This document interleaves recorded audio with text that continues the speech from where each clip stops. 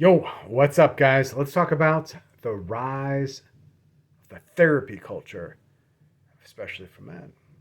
I think this is a big deal and a big topic because, I can't go just about anywhere at this point without seeing advertisements for therapy. The advertisements for the dudes going to therapy are even like, come on. So let's talk about therapy. So why this like huge boost in like everyone needs therapy. I I'll tell you, I think it's a couple of reasons. First reason is this. Because you're so damn idle and concerned about yourself and some like identity you have, and that's confusing for a lot of dudes. If you're idle and you're confused about who you are because you never gave it any thought, that's a problem, right? And maybe you think you go to therapy to fix that. No, I don't think so. I mean, obviously, unless like you're actually really sick in the head. All right. Second, what else is about this rise in therapy? So idleness and cult of self, I think, is that first cause is causing this rise. Not knowing who you are is part of that first cause. Like you have no idea why you're here, why you're made, who created you, what's your purpose. That's a whole bunch of idleness right there, all bundled together. The next thing is you weren't taught. That's not your fault, and it's not your fault in like oh poor you victimhood way. That's it's not your fault, but you got to go find out why and who, and you got to find out that creed. Now here's the problem: you're going to need therapy if you make up your own creed.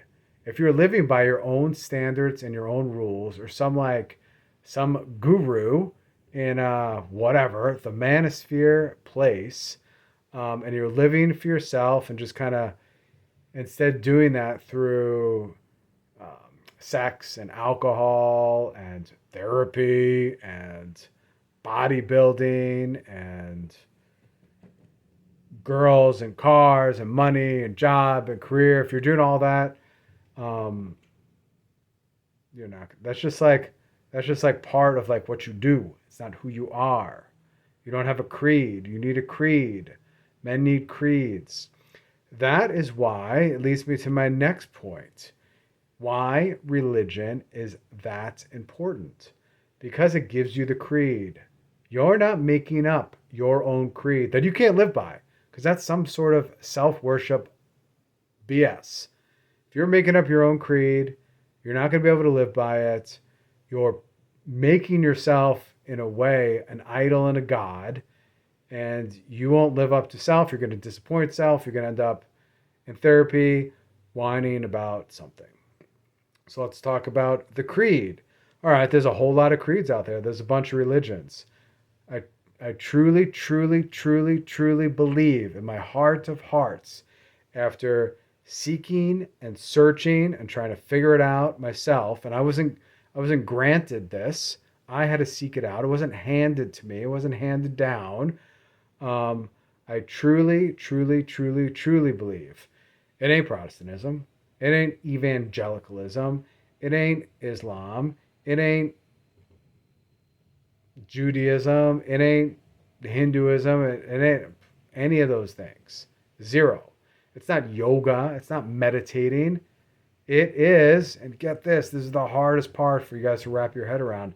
That creed that's going to kind of man you up is coming from the Holy Catholic Church. But it's not coming from like the Holy Catholic Church like you see on the internet, like a bunch of crap and like all loosey goosey nonsense. Like that's not what men are made for. We're made for a creed that you have to live out. And that is in the traditional form, right? So if you seek out a traditional Latin mass and you go to that and like don't take communion, just and sit in the back and get dressed properly, you will see men and you will see babies, you will see women, You'll see everybody dressed appropriately. You will see extreme reverence. You will see militaristic movements by the priest offering the Mass. You will see militaristic movements by the altar servers and the servers offering the Mass. You will be entranced by what the Mass is. If you go to a low Mass or a high Mass, you will literally be entranced. And the other thing, too, is it gives you a creed. You start picking up those books and reading the Masses for Sunday. It forms you. It is not something that you form. It is something that forms you. It is something that demands of you. It makes you die to yourself, die to your insane egos, your stupid desires for whatever. And there's nothing wrong with desire, but there's something wrong with disordered desires. And that's a big thing. And then there's no such thing as therapy, because as you conform yourself, and then if you're baptized, I don't know, you find yourself in that traditional form, a hardcore confessor, and you get the rubrics for the confession. You do a good examine of conscience. You're going to start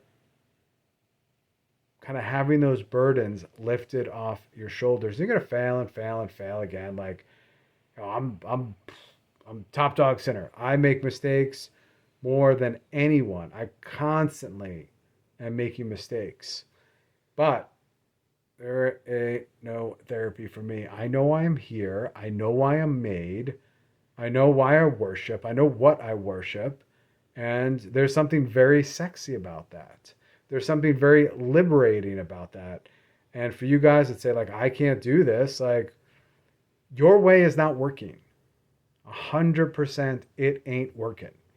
And if you're ending up like seeking out all this rubbish, I'm just going to point you to that direction, because you don't need that stuff. What you do need is you need to augment your life and submit to the Lord our God. So that's what I have to say about that. I'm always going to point you guys to the truth, and that's where the truth is. So even if it offends your wishy-washy, like, I believe in the Bible or I believe in this nature, like, I mean, tough goes it, man. You gotta find stuff that is in your life that you're not going to compromise. And you're not going to compromise not for your sake. You're not going to compromise because it's true. You're not going to compromise for God's sake. That's it. Subscribe.